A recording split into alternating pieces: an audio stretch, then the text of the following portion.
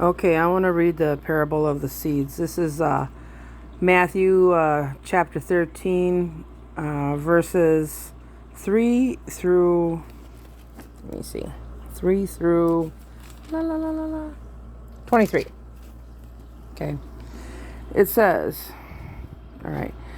And he spake many things unto them in parables, saying, Behold, a sower went forth to sow. I want to get the camera right. Okay. And when he sowed, some seeds fell by the wayside, and the fowls came and devoured them up. Some fell upon many stony places where they had not much earth, and forthwith they sprung up, because they had no deepness in earth. And when the sun was up, they were scorched, and because they had no root, they withered away. And some fell among thorns, and the thorns sprung up and choked them. But others fell into good ground and brought forth fruit, some 100, 60-fold, and 30-fold. Who hath ears, let him hear. And the disciples came and said to them, Why speakest in the parables? He answered and said to them, Because it is given unto you to know the mysteries of the kingdom of heaven, but to them it is not given. Sorry about that. For whosoever hath, to him shall be given, and he shall have more abundance. But whoever has not, from him shall be taken away even that he hath. Therefore I speak to you in parables, because they seeing not, and hearing they hear not, neither do they understand. That's a tongue twister. Okay. All right, now check this out. All right. And in them is fulfilled the prophecy of Isaiah, which saith, By hearing ye shall hear, and shall not understand, and seeing ye shall see, and shall not perceive. For people's heart is waxed gross, and their ears are dull of hearing, and their eyes have closed, lest at any time they should see with their eyes, and hear with their ears, and should understand with their heart, and should be converted, and I should heal them. It is converted, okay. But blessed are ye eyes, for they see, and your ears, for they hear. For verily I say unto you, that means truly, that many prophets and righteous men have desired to see these things which see, and have not seen them yet, because it really wasn't their time, and have to hear these things which ye hear, and have not heard of them. Hear ye therefore the parable of the sower. Now this is going to break it down for you, all right? All right, check this out. All right. When one heareth of the word of the kingdom, and understand it not, then cometh the wicked one, and catch away that what was sown in his heart. This which received by sowing by the wayside. That means that was the one up here, where it says, And he sowed some seeds, fell by the wayside, and the fowls came and ate it up. That means a lot of people we can talk to and preach the gospel of salvation. They'll hear it and they'll automatically just blow it off. They just don't want to think about it. They don't want to break it down. They don't want to apply it to their lives. So that's what that is right here. And when he sowed the seeds, some fell by the wayside and the fowls came. That means they didn't absorb it. Okay, guys? All right, the next one. It says, where's my B? Okay. But he that received seed, let's try it again. But he that received the seed unto stony places, the same is he that heareth the word, and anon, I don't know what that means, with joy receive it.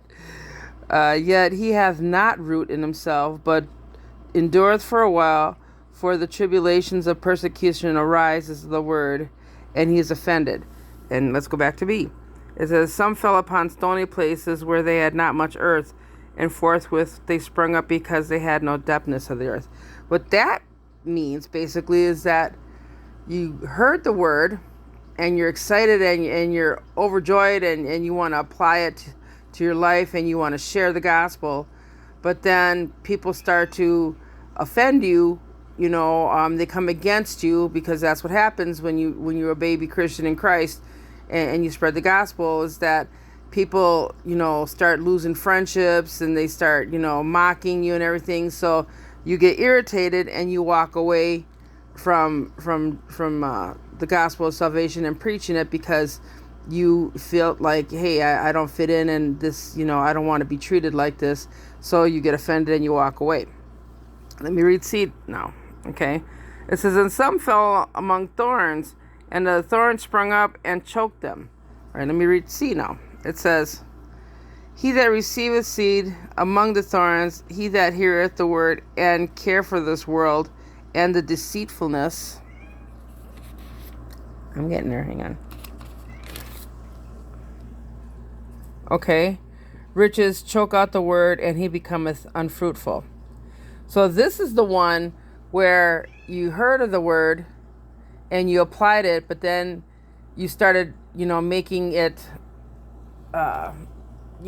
more convenient for you.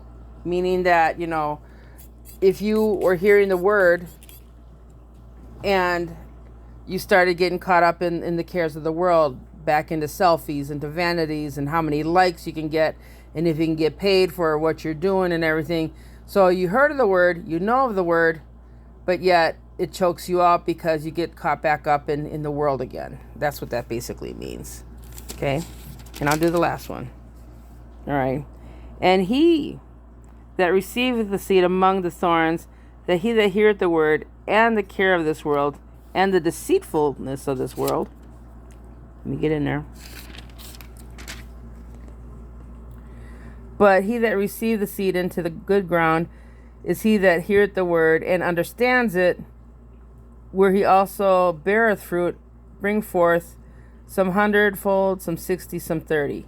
So basically what that's telling you is, the last one is people who aren't on milk anymore, they're on meat, where they've been through it, they've done it, and they spread the gospel of salvation. So the newcomers in Christ, they might fear being in either stony ground or thorny ground, where you hear it, but then you might get offended by people coming at you and you having trials and tribulations, and then you just forget about trying to preach the gospel and go back to your world because you feel that's easier. Or you are in the world, you are in the word, but then eventually, vanity creeps back in, where, you miss your old life, or you want to profit off of spreading the word, or, so you got to be real careful. You want to be that last one that's sowed in good ground.